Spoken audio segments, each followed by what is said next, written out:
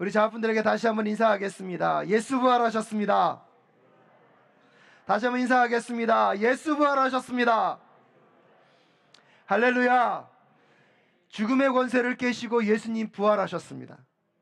그 부활의 의미가 무엇인지 오늘 이 시간에 깨닫고 그 부활의 승리, 그 부활의 소망, 그 부활의 신앙이 우리 성도님들의 신앙이 되실 수 있기를 주님의 이름으로 축복합니다. 오늘 새벽에 부활절 촛불 새벽 예배를 하나님 앞에 드렸습니다. 오늘 본문 앞에 보면 예수님의 빈 무덤을 찾아간 한 여인이 등장합니다. 막달라 마리아입니다. 그 여인은 예수님의 죽음을 기념하기 위하여서 그 무덤에 갔지만 그 무덤은 오히려 비어 있었습니다. 그 빈 무덤을 통하여서 막달라 마리아는 부활의 예수님을 만났습니다. 그리고 그 부활하신 예수님을 제자들에게 가서 전하여 주었습니다. 오늘 본문의 제자들은 예수님의 부활 소식을 못 들은 사람들이 아닙니다. 왜냐하면 오늘 본문 말씀 앞에 보면 막달라 마리아뿐만 아니라 베드로도 그 빈 무덤을 확인했고요, 베드로와 함께 갔던 또 다른 제자도 그 빈 무덤을 확인합니다. 그렇기 때문에 그들이 돌아와서 예수가 부활하셨다는 소식을 알려주었을 것입니다. 근데 그 부활의 소식을 들었음에도 불구하고 오늘 보면 19절 말씀에 보면 제자들의 상태는 어떤 상태입니까? 그날 곧 주간의 첫날 저녁에 제자들은 유대 사람들이 무서워서 문을 모두 닫아 걸고 있었다라고 이야기하고 있습니다. 부활하신 예수님의 소식을 들었지만 정작 그들은 두려움에 문을 닫아 걸고 있는 모습들을 오늘 본문 말씀에 보면 문을 꼭 닫고 있었다라고 설명해 주고 있습니다. 여러분, 그들이 부활의 소식을 몰라서 지금 두려움에 쌓여 있는 것입니까? 아니면 막달라 마리아뿐만 아니라 이미 그 제자들로 인하여서 그 소식을 들었음에도 불구하고 그 빈 무덤을 통하여서 예수의 부활이 역사적인 사건임이 이미 드러났음에도 불구하고 왜 이 제자들은 예수님의 그 부활의 소식, 예수님의 무덤이 빈 무덤으로 되어 있다는 그 소식을 들었음에도 불구하고 여전히 그들은 두려움과 떨림 가운데 지금 살아가고 있는 것일까요? 오히려 그 부활한 예수를 만난 그 막달라 마리아는 기쁨 속에서 그 부활의 소식을 증거하고 있는데, 여전히 그 소식을 들었던 이 제자들은 여전히 그 두려움 속에 문을 꼭꼭 닫아뒀고 있는 모습들을 우리는 한번 생각해 보실 필요가 있습니다. 그런 제자들에게는 과연 어떤 믿음이 있었을까요? 그렇게 부활의 소식을 듣고서도 두려워서 문을 꼭꼭 닫아두고 있는 그 예수님의 제자들, 믿음의 사람이라고 할 수 있을까요? 지금 제자들은요, 예수님의 역사적 부활은 알고 있었지만 그 부활이 그들의 기쁨이 되지 못한다는 것은 정말로 슬픈 일입니다. 그는 나도 예수님처럼 살아가는 것이 진정한 삶의 기쁨이고 진정한 구원이고 생명임을 알고 있는데, 문제는 무엇입니까? 예수가 죽은 것처럼 그들도 뭐 할 걸 두려워하고 있는 것입니까? 죽을 것을 두려워하고 있는 것입니다. 하지만 여러분, 마태복음 16장 25절에서 예수님이 미리 말씀해 주셨습니다. 누구든지 자기 목숨을 구하고자 하는 사람은 잃을 것이요, 나 때문에 자기 목숨을 잃는 사람은 찾을 것이다. 마가복음 8장 35절과 누가복음 9장 24절에서도 이 말씀은요, 계속해서 반복되고 있습니다. 근데 정작 제자들은 이 말씀을 믿지 못하고 있습니다. 예수 때문에 죽음을 두려워하지 않고 나아가게 될 때 그것은 진정한 삶이 될 줄로 믿습니다. 근데 예수님의 제자들은 예수님이 나에게 가르쳐 주신 그 의미를 깨닫지 못하고 예수를 믿는 것, 예수를 따라가는 것이 오히려 살 수 있는 길임에도 불구하고 예수님처럼 그들이 죽을까봐 지금 두려워서 문을 꼭꼭 닫아두며 두려움에 벌벌 떨고 있습니다. 그런데 여러분, 놀라운 것은요, 사도행전 5장 41절에 보면 이 제자들이 바뀌었습니다.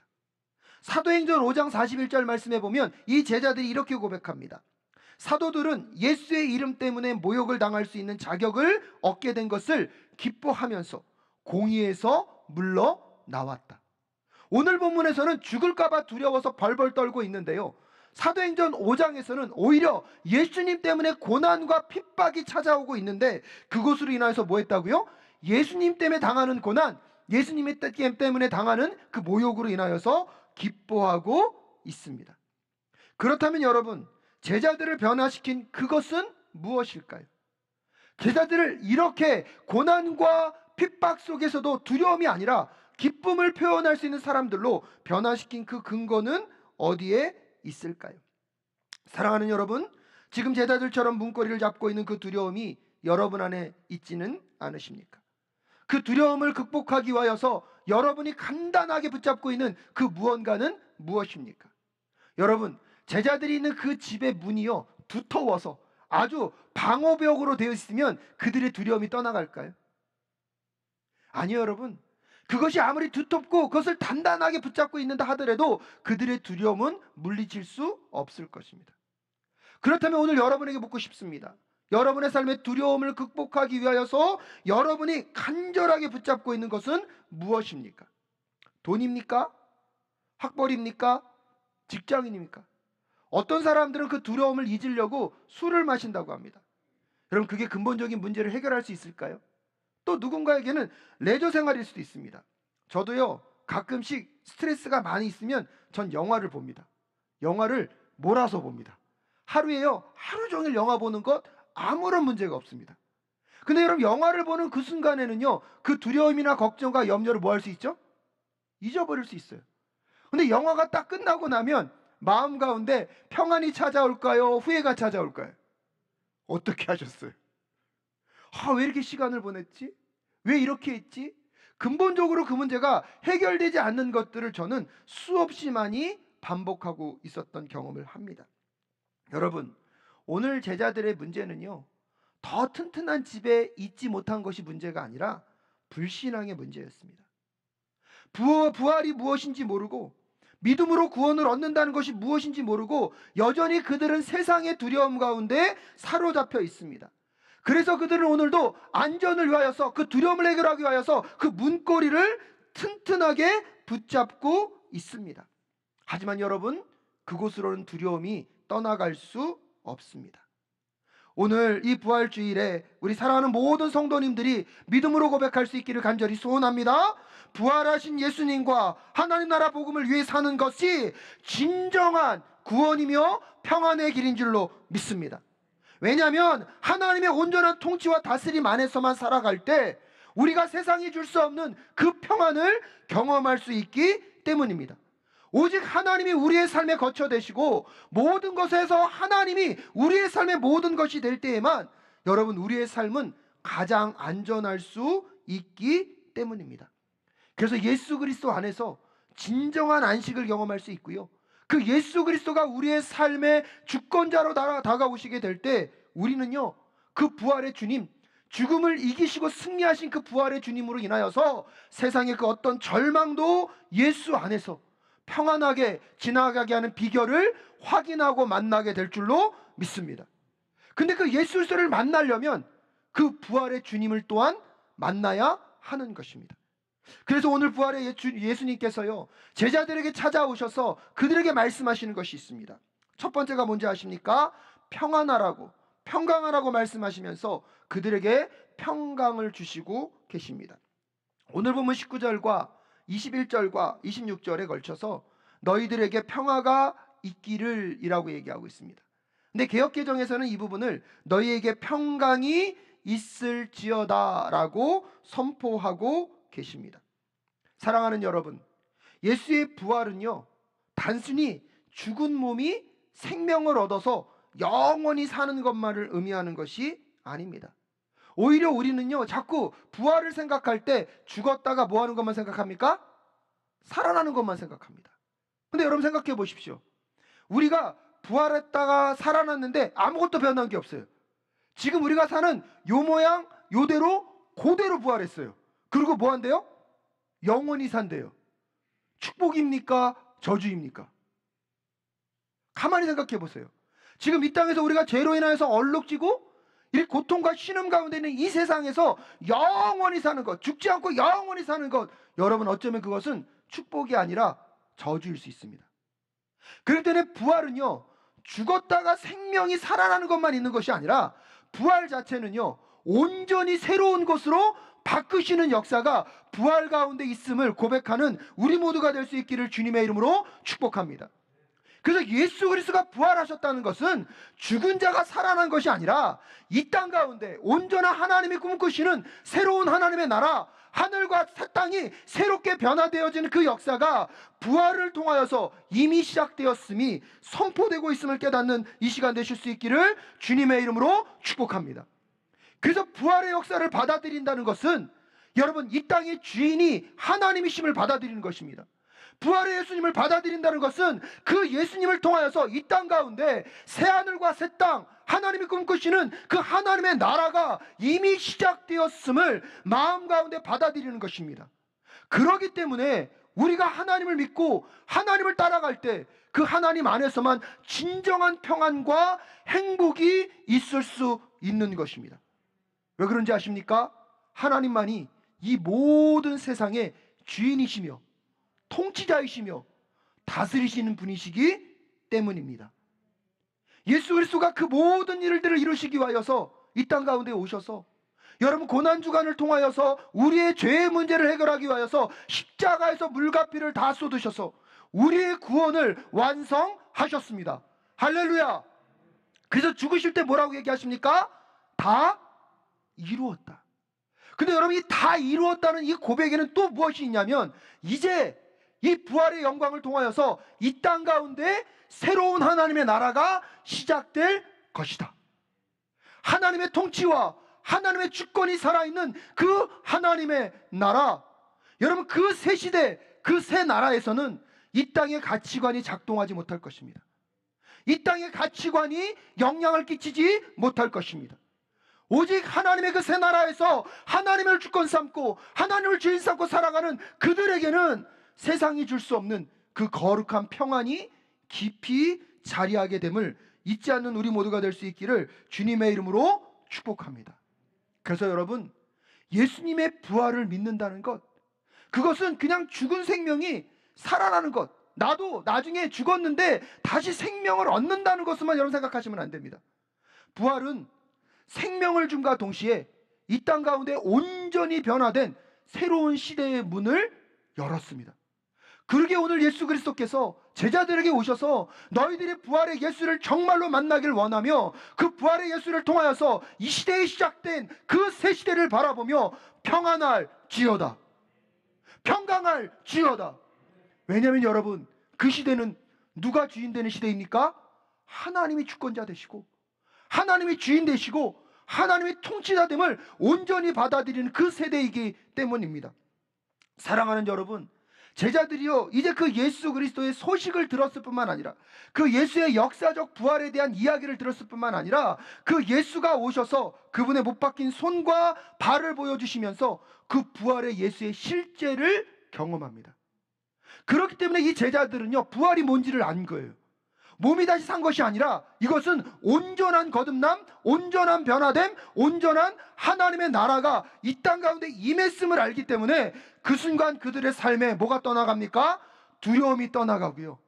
여러분, 오늘 보면 20절 말씀에 보면 이 말씀을 하시고 나서 두 손과 옆구리를 그들에게 보여주셨다. 제자들은 주님을 보고 기뻐하였다. 오늘 저는 이 부활의 주일에 우리 성도님들에게 이 기쁨이 회복될 수 있기를 주님의 이름으로 축복합니다. 여러분, 제자들의 환경이 변한 게 있습니까? 여전히 유대인들은 제자들을 향하여서 날카로운 시선을 갖고 있습니다. 두려워서 벌벌 떨고 있는 그 방 안에서 예수님이 찾아오셔서 부활이 무엇인지를 친히 보여주셨습니다. 그 부활을 경험하자 그들이 뭐하고 있다고요? 기뻐하고 있다고요. 사랑하는 여러분, 우리도 모르게 우리는 우리의 환경이 변해야, 우리의 나라의 주변의 모든 여건이 변해야 우리가 행복할 수 있고 안전할 수 있고 우리는 기뻐할 수 있다고 생각합니다. 그렇지 않습니다. 여러분, 오늘 이 부활이 여러분에게 진정한 의미로 다가갈 수 있기를 주님의 이름으로 축복합니다. 예수 그리스도의 십자가로 우리를 구원하신 그 구속의 은혜와 그 죽음의 권세를 깨뜨리시고 이 땅의 죽음이 더 이상 누를 수 없는 그 하나님의 새로운 시대, 새로운 나라, 그 나라가 열려있고 그 나라 안에 이미 우리는 소속되어서 이 땅을 살아가는 그 부활 신앙의 존재임을 잊지 않는 우리 모두가 될 수 있기를 주님의 이름으로 축복합니다. 그것이 우리에게 줄 수 있는 평안의 근거입니다. 그리고 나서 두 번째로 예수께서는 제자들에게 찾아오셔서 성령을 주고 계십니다. 왜냐하면 여러분, 부활을 통해서 시작되는 이 시대, 이 새로운 시대, 이 하나님 나라의 이 시대는요, 또 다른 말로 하면 성령의 시대이기 때문입니다. 부활은요, 단순히 죽었다가 아까도 말씀드렸듯이 단순히 살아나는 것이 아니라 완전히 새로운 존재로 거듭나는 것인데, 그 새로운 존재로 거듭나게 하시는 분이 누구이십니까? 성령 하나님이십니다. 만약에 아무런 변화가 없이 영원히 산다는 것이 무슨 축복이냐고 우리도 생각할 수밖에 없음을 우리는 아까 말씀을 드렸습니다.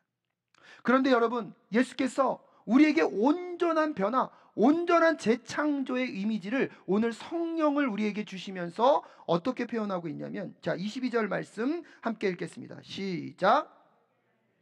다음에 그들에게 숨을 불어넣으시고 말씀하셨다. 성령을 받아라 라고 이야기하고 있습니다. 여러분, 오늘 예수님께서 뭐 하셨다고요? 성령을 뭐 하셨다고요? 불어 넣으셨다. 그러면서 무엇을 받아라? 성령을 받아라. 근데 여러분, 이 장면이 어디서 익숙하지 않으신가요? 구약에서 이 장면이 익숙한 장면이 있습니다. 여러분, 창세기 1장에 보면 하나님께서 온 천지 만물을 뭐 하셨죠? 창조하셨어요. 그리고 창세기 2장에 보면 누구를 창조하십니까? 아담을 창조하십니다. 창세기 2장 7절에 이렇습니다. 주 하나님이 땅의 흙으로 사람을 지으시고 그의 코에 생명의 기운을 불어넣으시니 사람이 무엇이 되었다? 생명체가 되었다. 여러분, 오늘 이 본문은요, 이 두 가지 이미지를요 같이 갖고 오고 있는 거예요. 온 인류가 시작될 때, 아담을 창조하실 때 하나님이 흙으로 지으시고 그 코에 뭘 넣으셨습니까? 생기를 넣으셨습니다. 이게 첫 창조입니다. 이 첫 창조를 통해서 하나님이 꿈꾸신 이 나라가 있습니다. 근데 문제는 뭐예요? 뭐가 들어왔습니까? 죄가 들어옴으로 이 첫 창조가 깨어져 버렸습니다. 하지만 하나님은 이것을 포기하지 않으시고 다시 누구를 보내셨어요? 예수 그리스도를 보내셔서 십자가에서 죄의 문제를 해결하시고 죽으셔서 부활하심으로 인하여서 무슨 시대를 여셨다고요? 성령의 시대를 여시면서 오늘 예수님이 오셔서 그들에게 다시 보여, 예수님이 바람을 불어넣으면서 무엇을 받아라? 성령을 받아라. 이것은 무엇을 의미합니까? 하나님 아버지로 시작된 그 첫 창조, 하지만 죄로 인해서 깨어진 그것을 예수 그리스도가 다시 오셔서 성령과 함께 새 창조를 이루어 가시는 역사를 오늘 본문을 통하여서 우리에게 말씀해 주고 계신 것입니다. 사랑하는 여러분, 우리는 그 예수 그리스도의 그 십자가의 사역을 통하여서 우리에게 부활의 역사를 통하여서 다시 우리에게 허락하시는 그 성령의 시대를 통하여서 온전한 하나님의 새 창조의 역사로 지금 나아가고 있는 존재입니다. 그 예수 그리스도가 다시 오실 그때에 하나님의 이 아름다운 창조가 온전히 완성되어서 이 땅 가운데 새 하늘과 새 땅, 하나님이 꿈꾸시는 그 온전한 하나님의 나라가 완전히 완성될 것을 여러분 믿으십니까? 여러분, 그때에는요 정말로 우리가 꿈꾸지도 못하고 생각지도 못할 그 아름다운 역사들을 하나님이 우리의 삶 가운데 반드시 이루실 줄로 믿습니다. 여러분, 여기서 중요한 게 무엇입니까? 처음에 제자들은요 이 부활의 역사적인 소식을 들었습니다. 들었음에도 불구하고 그들이 뭐하고 있죠? 두려움 가운데 떨고 있습니다. 그러니까 예수님이 친히 찾아오셔서 못 박힌 손과 발을 보여주시면서 부활의 실제를 보여주셨습니다. 그 부활의 실제를 만나고 나자 그들이 뭐하고 있습니까? 기뻐하고 있습니다. 근데 기뻐할 뿐만 아니라 오늘 하나 예수 그리스도께서 그들에게 무엇을 받으라? 성령을 받으라 말씀하시면서 그들이 성령 안에서 온전히 이 부활의 의미를 이해함으로 인하여서 그들이 부활 신앙을 갖고 마지막에는 그리스도의 증인으로 살 수 있도록 하나님이 그들을 만들어가고 계시다는 사실을 여러분 기억하십시오. 근데 여러분, 그렇다고 성령이 만병통치약이라고 하시면 안 됩니다. 우리가 아무것도 안 하고 뭐만 오면 돼? 성령만 오면 된다고 생각하시면 안 됩니다. 오히려요, 성령님이 우리 안에 들어오셔서 우리가 끊임없이 하나님 나라와 복음에 대한 진지한 깨달음과 이해를 가져야 합니다. 또한 그 성령 안에서 의지를 갖고 믿음으로 여호와 하나님 앞으로 나아가는 그 의지적 노력 속에 성령께서 역사하셔서 우리 안에 구원의 의미와 십자가의 그 복음의 의미와 여러분 부활의 의미를 확실하게 깨달을 수 있는 그 은혜를 허락하실 줄로 믿습니다. 그렇기 때문에 여러분, 오늘 우리가 이 부활의 사건이 나의 사건이 되기 위하여서 끊임없이 역사적 부활을 이해함과 동시에 그 부활의 의미가 무엇인지 끊임없이 탐구함과 동시에 성령께서 우리와 함께 하셔서 이 부활의 의미가 정말로 여러분에게 살아있는 역사가 될 수 있기를 주님의 이름으로 축복합니다. 그러면 이 시대를 살아가지만 이 시대가 우리를 누르지 못하는 하나님의 거룩한 백성의 모습들로 점점점 변화되어져 가는 것들을 우리 모두 확인하게 될 줄로 믿습니다. 그러면서 세 번째로요, 예수님은 그들에게 이 모든 과정들을 통하여서 믿음을 주고 계십니다. 오늘 본문 말씀에 보면 예수님께서 그의 제자들에게 찾아오셨는데 한 가지 문제가 무엇입니까? 24절 말씀에 보면 그 제자들 중에 도마라는 사람이 그 자리에 없었습니다. 제자들이 예수님의 부활에 대해서 막 이야기를 하니까 도마가 무엇이라고 얘기합니까? 내가 그 예수님의 손과 발을 보고 만져보지 않으면 나는 믿지 않겠다라고 이야기하고 있습니다. 꼭 경험해봐야 믿겠다고 하는 분들이 있습니다. 하지만 여러분, 그런 도마에게 예수님이 어떻게 반응하십니까? 다시 찾아오십니다. 다시 찾아오셔서 그 도마에게 그 손과 발을 보여주시면서 여러분 오늘 본문 말씀 27절 말씀 함께 읽겠습니다. 시작. 그리고 나서 도마에게 말씀하셨다. 내 손가락을 이리 내밀어서 내 손을 만져보고 내 손을 내 옆구리에 넣어 보아라. 그래서 의심을 떨쳐버리고 믿음을 가져라. 사랑하는 여러분, 오늘 여러분에게 의심이 떠나가고 하나님이 주시는 이 믿음이 자리할 수 있기를 주님의 이름으로 축복합니다. 그 친절하신 예수님이 찾아오셔서 도마에게 의심을 떨쳐버리고 무엇을 가져라? 믿음을 가져라. 근데 여러분 놀라운 일은 그 도마가요, 그 믿음 속에서 28절 뭐라고 고백하는 줄 아십니까? 도마가 예수께 대답하기를 나의 주님, 나의 하나님. 다시 한번 고백할까요? 시작. 나의 주님, 나의 하나님. 여러분 요한복음이 1장 1절이 어떻게 시작되는지 아십니까? 태초에 말씀이 계셨다. 그 말씀은 하나님과 함께 계셨다. 그 말씀은 무엇이다? 하나님이셨다. 여러분 여기 말씀이 누구죠? 예수 그리스도. 요한복음 1장 1절이 예수 그리스도가 누구이심을 선포하고 있습니까? 하나님이심을 선포하고 있습니다. 오늘 요한복음의 끝에서 마지막 믿음 없는 도마를 통하여서 그 도마에게 친절하게 찾아오셔서 도마야 의심하지 말고 무엇해라? 믿어라. 근데 놀라운 건 이 도마의 고백이 무슨 고백입니까? 나의 주님, 나의 하나님. 요한복음의 마지막 끝도요 뭘로 고백하고 있습니까? 예수 그리스도는 누구시다? 하나님이시다. 그래서 요한복음은요 가장 강력하게 예수 그리스도는 누구이십니까? 하나님이심을 증거하는 그런 말씀이에요. 연약한 도마에게 찾아오셔서 부활의 신앙을 깨닫혀준과 동시에 예수 그리스도가 하나님이심을 깨닫고 하고 계신 그 예수 그리스도의 놀라운 계획을 여러분 한번 마음 가운데 담아보실 수 있기를 간절히 소원합니다. 그런데 여러분 오늘 이 도마가요 너무나 멋진 표현을 했잖아요. 근데 예수님이요 그 도마에게 뭐라고 말씀하십니까? 29절에 보면 예수께서 도마에게 말씀하셨다. 너는 나를 보았기 때문에 믿느냐? 나를 보지 않고도 믿는 사람은 복이 있다. 여러분 칭찬하는 것 같으십니까? 조금 칭찬의 강도가 이렇게 약하게 느껴지십니까? 근데 여러분 생각해 보세요. 베드로에게 사람들이 뭐라 그러냐 할 때 베드로가 뭐라 하죠? 주는 그리스도시요 살아계신 하나님의 아들입니다 얘기했을 때 하나님이요 바요나 시모나 내게 뭐가 있다? 그때는 엄청 칭찬하셨거든요. 근데 오늘 도마에게는 그렇게 칭찬하는 느낌이 안 들어요. 근데 여러분 이거는 칭찬을 안 하는 것이 아니라 저는 이 부분이요 우리에게 오늘 중요한 메시지라고 생각합니다. 예수께서 도마에게 말씀하셨다. 너는 나를 보았기 때문에 믿느냐? 나를 보지 않고도 믿는 사람은 복이 있다. 여러분 이것은요 도마에게 하는 얘기가 아니에요. 누구에게 하는 얘기인지 아십니까? 오늘 우리에게 하는 말씀이신 줄로 믿으실 수 있기를 주님의 이름으로 축복합니다. 왜요? 도마도 죽고 예수님도 이제요 하늘로 승천하시면 그 부활하신 예수를 이 땅에서 다시 만날 수 있습니까? 없습니까? 없어요. 그리고 그 예수님의 증인들, 그 부활을 경험했던 많은 사람들도요 결국은 다 사라질 것이에요.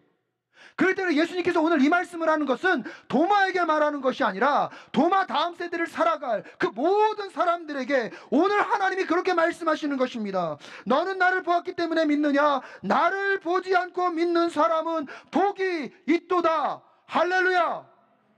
여러분, 그 복이 오늘 여러분에게 임할 수 있기를 주님의 이름으로 축복합니다. 그래서 여러분, 오늘 요한복음이 어떻게 마무리 지어지고 있습니까? 30절과 31절 함께 읽겠습니다. 시작. 예수께서 제자들 앞에서 이 책에 기록하지 않은 다른 표징도 많이 행하셨다.